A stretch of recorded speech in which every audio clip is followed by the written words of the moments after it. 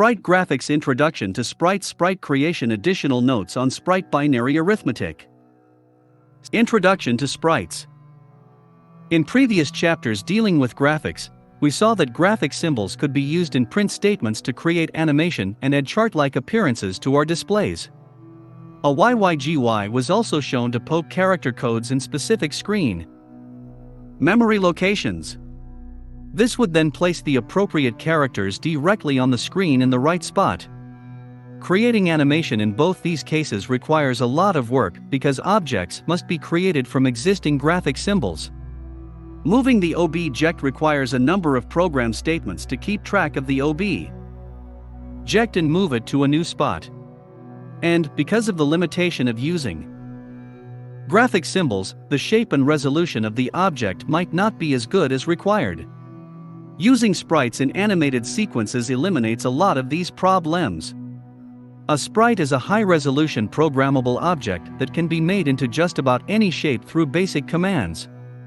The object can be easily moved around the screen by simply telling the computer the position the sprite should be moved to. The computer takes care of the rest. And sprites have much more power than just that.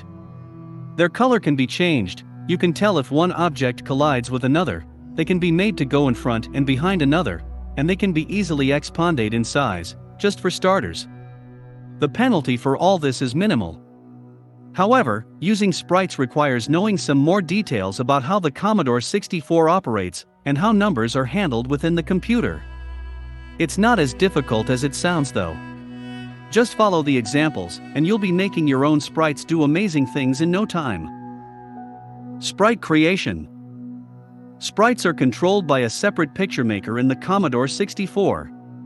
This picture maker handles the video display. It does all the hard work of creating and keeping track of characters and graphics, creating colors, and moving around. This display circuit has 46 different on-off locations which act like internal memory locations. Each of these locations breaks down into a series of 8 blocks. And each block can either be on or off. We'll get into more detail about this later. By poking the appropriate decimal value in the proper memory location, you can control the formation and movement of your sprite creations. In addition to accessing many of the picture-making locations, we will also be using some of the Commodore 64's main memory to store information data that defines the sprites. Finally, 8 memory locations directly after the screen memory will be used to tell the computer exactly which memory area each sprite will get its data from. As we go through some examples, the process will be very straightforward, and you'll get the hang of it. So let's get on with creating some sprite graphics. A sprite object is 24 dots wide by 21 dots long. Up to 8 sprites can be controlled at a time. Sprites are displayed in a special independent 320 dot wide by 200 dot high area. However, you can use your sprite with any mode, high resolution, low resolution, text, etc. Say you want to create a balloon and have it float around the sky. The balloon could be designed as in the 24 by 21 grid on page 70. The next step is to convert the graphic design into data the computer can use. Get a piece of notebook or graph paper and set up a sample grid that is 21 spaces down and 24 spaces across. Across the top write 128, 64, 32, 16, 8, 4, 2, 1, 3 times as shown for each of the 24 squares. Number down the left side of the grid 1 to 21 for each row. Write the word data at the end of each row. Now fill in the grid with any design or use the balloon that we have. It's easiest to outline the shape first, and then go back and fill in the grid. Now if you think of all the squares you filled in as on, then substitute a 1 for each filled square. For the ones that aren't filled in, they're off, so put a 0. Starting on the first row, you need to convert the dots into 3 separate pieces of data the computer can read. Each set of 8 squares is equal to 1 piece of data called a byte in our balloon. Working from the left, the first 8 squares are blank, or 0, so the value for that series of numbers is 0. The middle series looks like this, again a 1 indicates a dot, 0 is a space. 0 plus 64 plus 32 plus 16 plus 8 plus 4 plus 2 plus 1 is equal to 127. The third series on the first row also contains blanks, so at 2 equals 0. Thus, the data for the first line is data 0, 127, 0.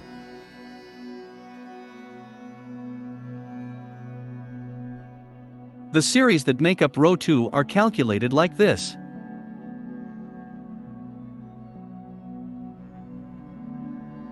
Series 1 o'clock 00000011 is equal to 1 series 2, 1111111 128 plus 64 plus 32 plus 16 plus 8 plus 4 plus 2 plus 1 is equal to 255. For row 2, the data would be data 1,255,192. In the same way, the three series that make up each remaining row would be converted into their decimal value. Take the time to do the remainder of the conversion in this example. Now that you have the data for your object, how can it be put to use? Type in the following program and see what happens.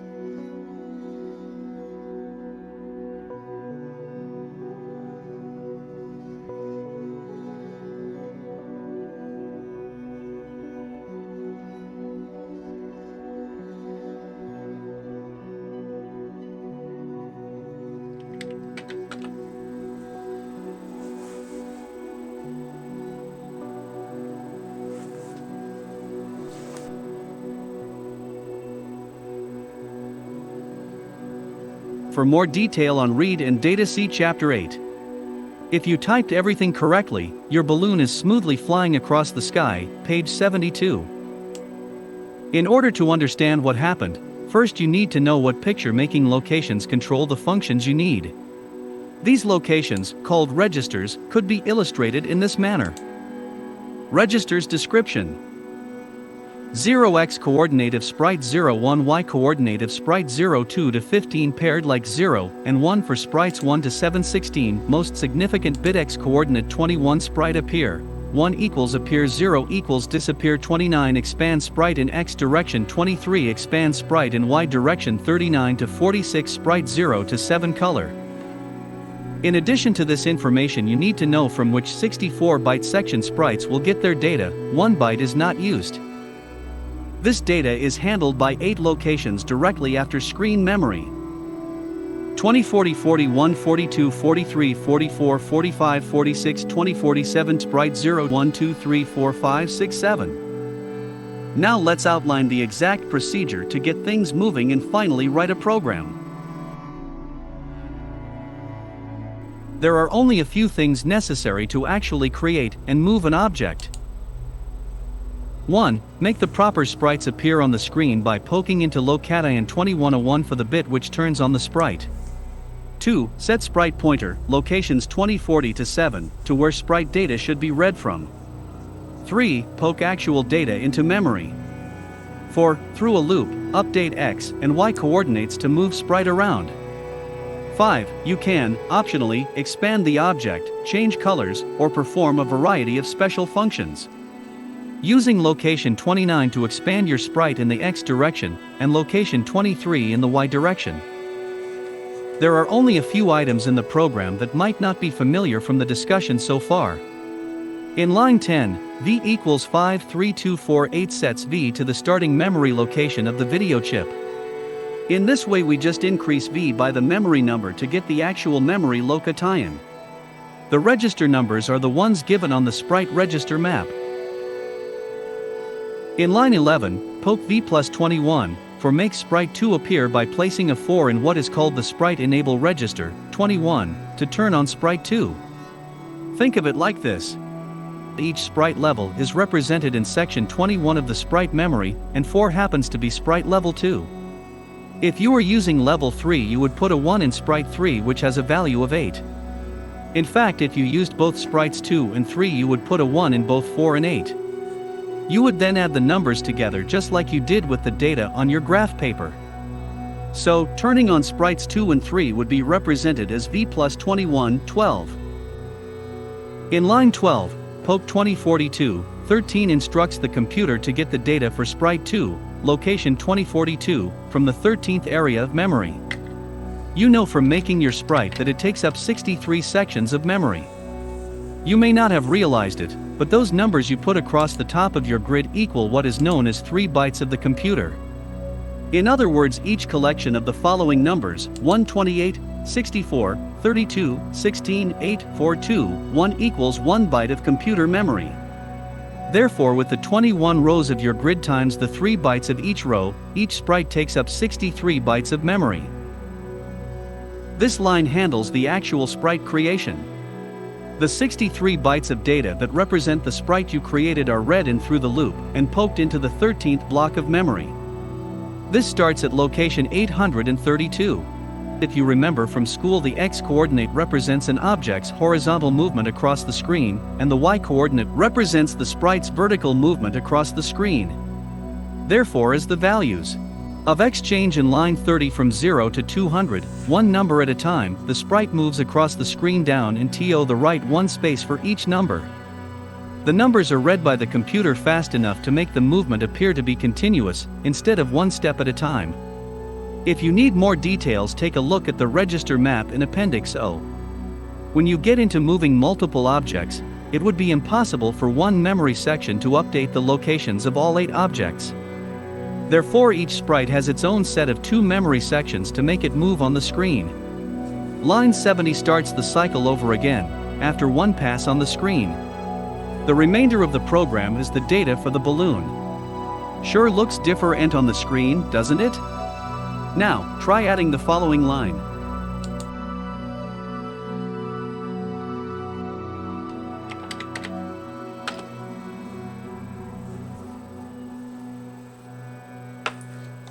"25 poke v plus 23 for poke v plus 29 for rem expand." And run the program again. The balloon has expanded to twice the original size.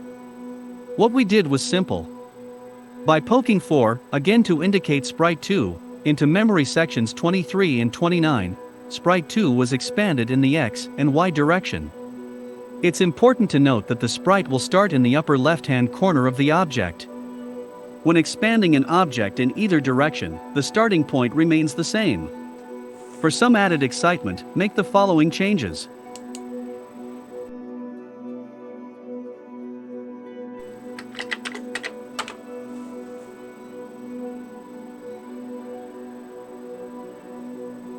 Oh, that's exciting.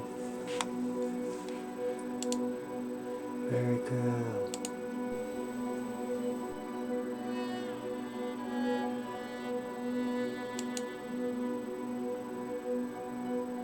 Okay, now what? A second sprite, number 3, has been turned on by poking 12 into the memory location that makes the sprite appear v plus 21. The 12 turns sprites 3 and 2 on, 0001100 equals 12. The added lines 45 and 55 move sprite 3 around by poking values into sprite 3's x and y coordinate locations, v plus 6 and v plus 7. Want to fill the sky with even more action? Try making these ADI tie-ins.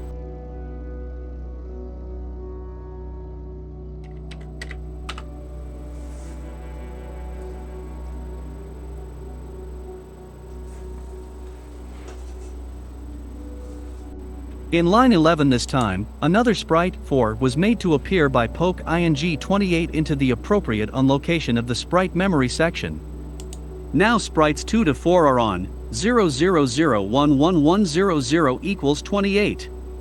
Line 12 indicates that sprite 4 will get its data from the same memory area, 13th 6-3 section area, as the other sprites by poking 2044, 13. In line 25, sprites 2 and 3 are expanded by poking 12, sprites 2 and 3 on, into the x and y direction expanded memory locations, v plus 23 and v plus 29.